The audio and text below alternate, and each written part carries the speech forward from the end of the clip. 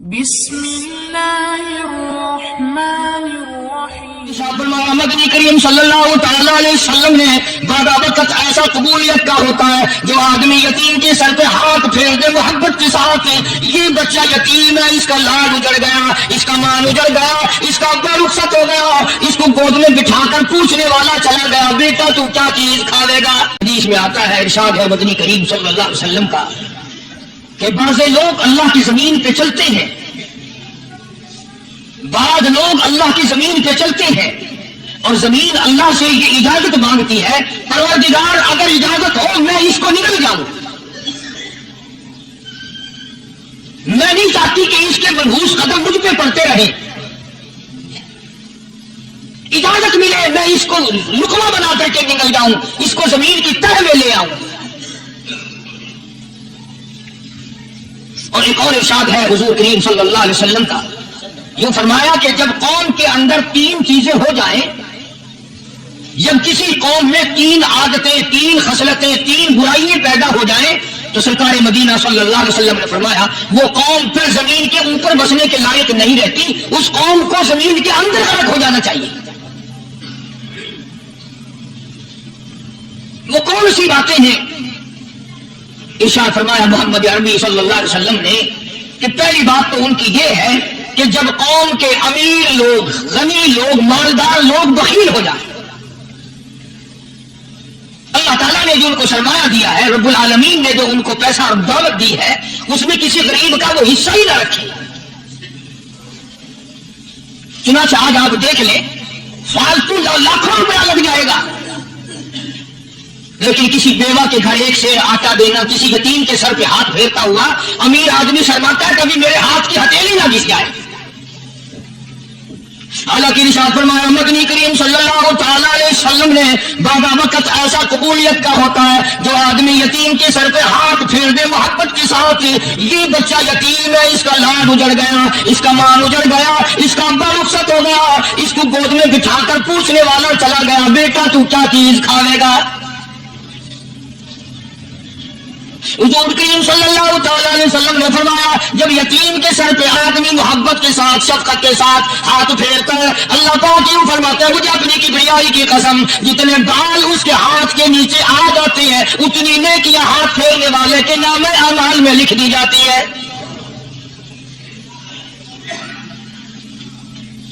مگر ہمارے یہاں دستور نہیں، غریب کو مارو اور نیچا کرو اسے۔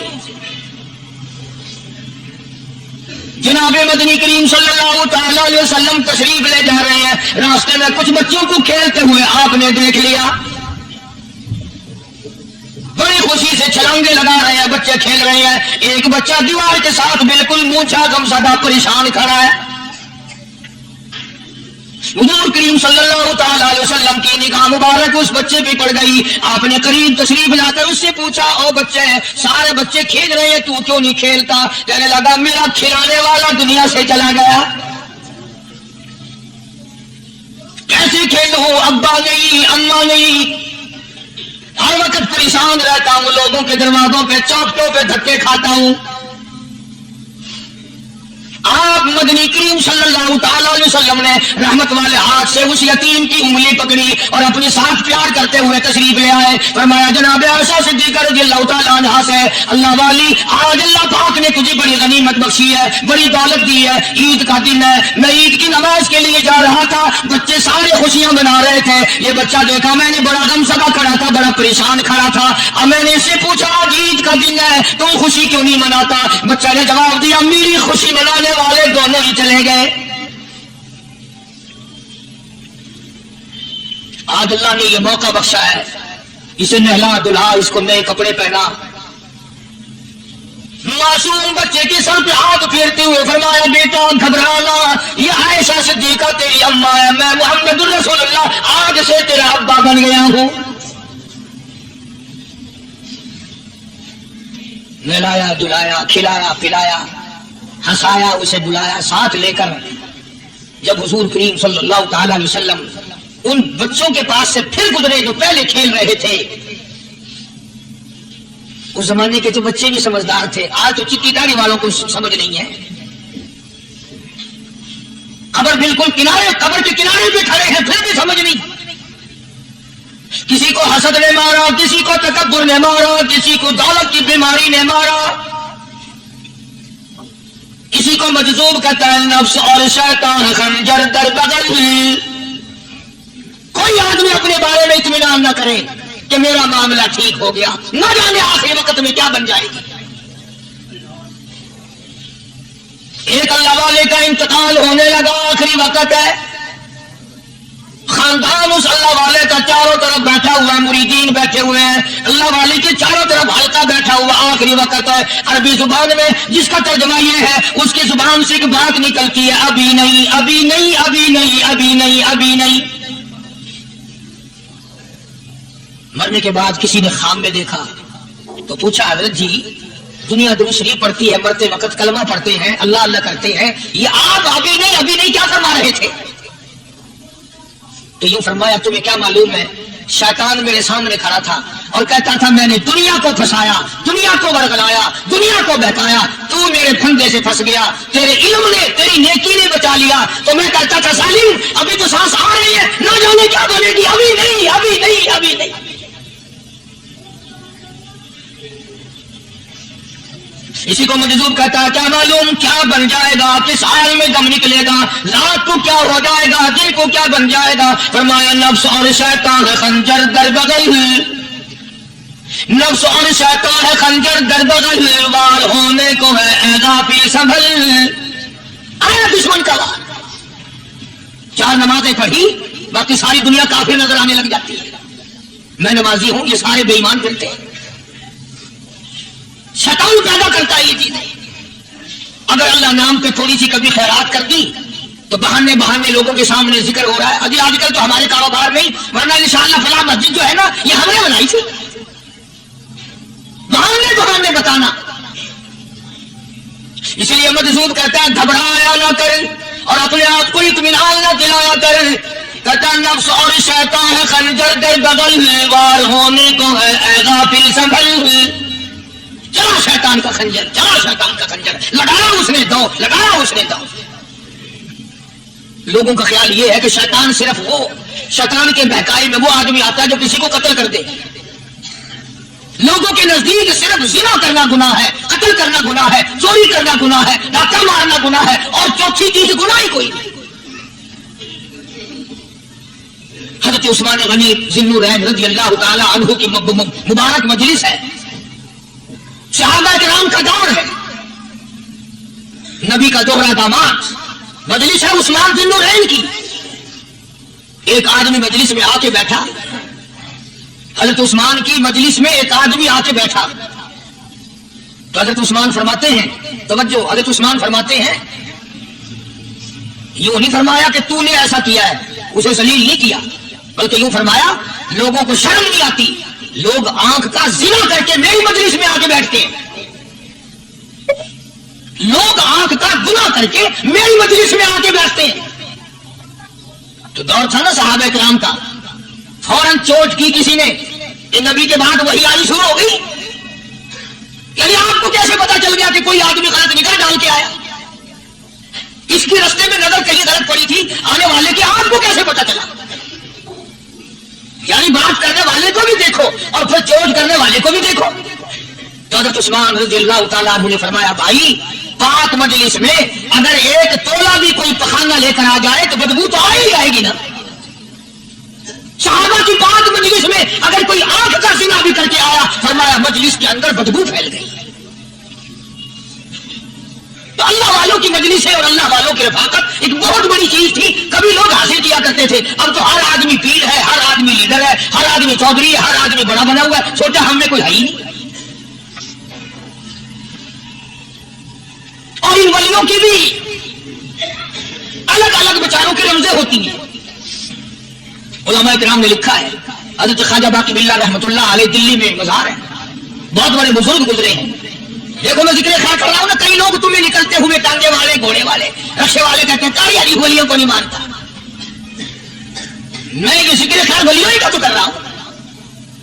بات صرف اتنی ہے، تمہیں اچھی لگے یہ بری لگے، میں ننگوں کو نہیں مانتا.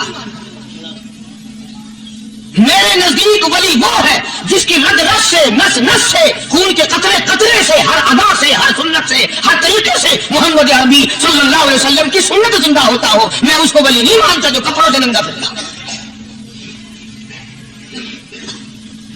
خواجہ باقی باللہ رحمۃ اللہ علیہ کو بٹیارے نے دیکھا, ایک تباہی تندور والا. حضرت خواجہ صاحب کو دیکھا کہ جامع مسجد دلی کے پیڑیوں پہ سیڑھی پہ کبھی چڑھتے ہیں کبھی اترتے ہیں, کبھی چڑھتے ہیں کبھی اترتے ہیں, پریشانی کا عالم. تو تباہی تو ضرور تھا, بٹیارا تو تھا, مگر تھا تو دلی کا. وہ سمجھ گیا کہ حضرت کو کی پریشانی ہے. پہنچا اور جا کے کہنے لگا حضرت کیا بات ہے, آج رات کافی گزر گئی, آرام فرماؤ, کبھی چڑھتے ہو کبھی اترتے ہو, پریشانی کیا پریشانی ہے؟ فرمایا 4 مہمان ہیں, کھانا کھلانا ہے, میرے پلے کچھ نہیں. اندازہ لگاؤ, ابھی ابھی ولی یہ کہہ رہا کہ میرے پلے ڈھیلا دمڑی کچھ نہیں, 4 مہمان ہیں, شرمندہ ہوں ان کو کھانا کھلانے کے لیے.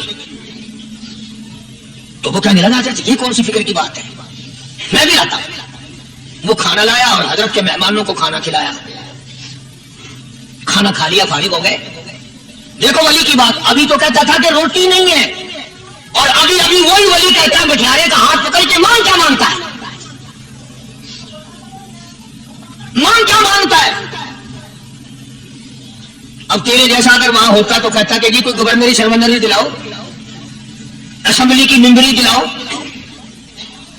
وہ تھوڑے علاقے کا ڈھیر سیاح ہو گیا تو آخیا کہ جی میں کو گئی پر نہ جاؤ, پہلی پرانی تھی گئی ہے ہوں, میں کو کوئی نوی لاوی کا پڑھنا ہو. یہ شرمندگی نہیں ہو, کیا منگیا.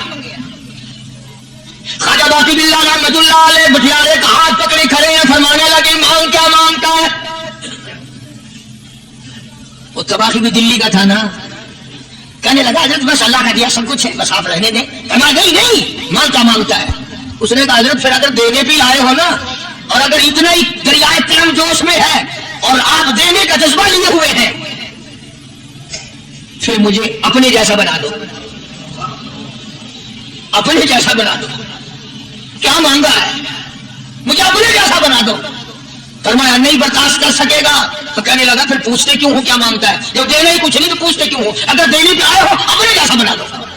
یوں لکھا ہے کہ خواجہ باقی باللہ نے اس بٹیارے کو اپنے سینے سے لگا کر کے تھوڑا سا دبایا تھا, پٹک کر کے روح نکل گئی بٹیارے کی. بلا جو تجلیات خدا بندی بتدریج آہستہ آہستہ سینے میں آئے تھے, ان کا کرنٹ وہ یکدم برداشت کیسے کرتا. میرا عرض کرنے کا مقصد یہی ہے کہ ہم لوگ اپنے آپ کو کل سنبھالیں گے, اور وہ کون سا وقت آئے گا کہ ہم اس بات کے قائل ہوں گے اور تسلیم کریں گے کہ جو کرتا ہے خدا کرتا ہے, بندہ کچھ نہیں کر سکتا. تو میں نے اسی عرض کیا, مجذوب کہتا ہے نفس اور شیطان ہے خنجر در بغل, نفس اور شیطان ہے خنجر در بغل, وار ہونے کو ہے اے غافل سنبھل. کبھی 4 دن بیٹھ کے اللہ اللہ کر لی, تسبیح پھیر لی, تو دوسروں کو یہ تو دنیا کے دھندے میں پھنسے ہوئے ہیں, میں بہت بڑا ولی ہوں, میں بہت بڑا ابدال ہوں, مجھ سے بڑا تو کوئی دیکھا ہی نہیں. یہ بہت بڑی مار ہے شیطان کی. اسی کو کہتا ہے کہ نفس اور شیطان ہے خنجر در بغل, وار ہونے کو ہے اے غافل سنبھل. آ نہ جائے دین و ایمان میں خلل, آ نہ جائے دین و ایمان میں خلل, باز آہا باز آئے بداول.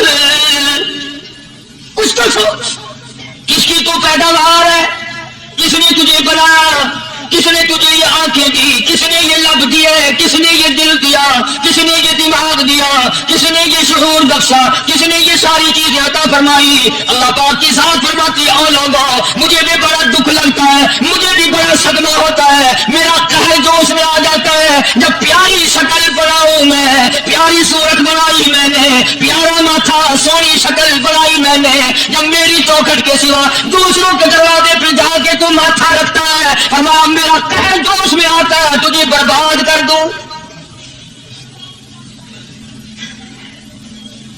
سب کچھ میں نے دیا, سب کچھ میں نے بخشا, اور پھر بھی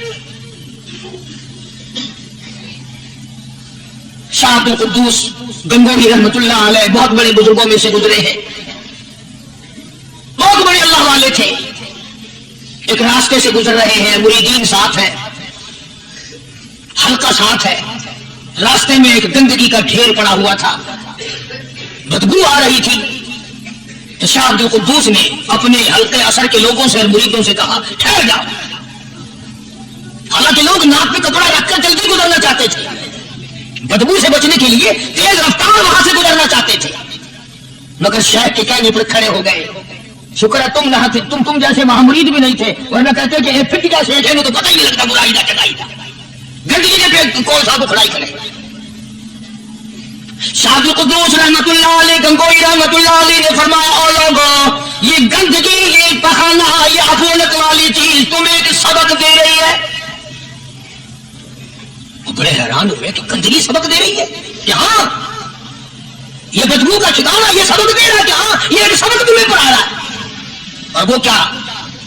شاعر فرمانے لگے یہ گندگی تم سے کہتی ہے او لوگوں، کل سے پہلے میں مٹھائی کی صورت میں حلوائی کی تھال میں رکھا ہوا تھا، جو دیکھتا تھا اس کے منہ میں پانی آ جاتا تھا، حلوے کی صورت میں تھا، جلیبی کی صورت میں تھا، امرتی کی صورت میں تھا، اور اے گندگی کا ڈھیر لوگوں تم سے یہ کہتا ہے کل میں فروٹ والے کی ٹوکری میں رکھا ہوا تھا، اناج کی شکل میں تھا، غلے کی شکل میں تھا، پھل کی شکل میں تھا، فروٹ کی شکل میں تھا، مٹھائی کی صورت میں تھا، جو مجھے دیکھتا تھا اس کو میں پیارا لگتا تھا، میری چاہت معلوم ہوتی تھی، میری ضرورت معلوم ہوتی تھی، جو دیکھتا تھا منہ میں پانی آ جاتا تھا۔ اور انسان ایک رات تیرے پیٹ میں جانے کا اتفاق ہوا، اور انسان آ دیکھ لے میرا کیا حال بن گیا۔ ایک رات تو تیری صحبت میں رہا ہوں، ایک رات تیرے اندر ٹھہرنے کا اتفاق ہوا، دیکھ میرا کیا حال بن گیا۔ ہر شخص مجھ سے نفرت کرتا ہے، مجھ سے بدبو کی وجہ سے نفرت کرتا ہے، ناک پہ کپڑا رکھتا ہے، میرا کیا حال بن گیا۔ اور بندے تجھے 40 50 60 سال گزر گئے، تو نے اپنے اندر خوشبو پیدا کرنے کی کوشش نہ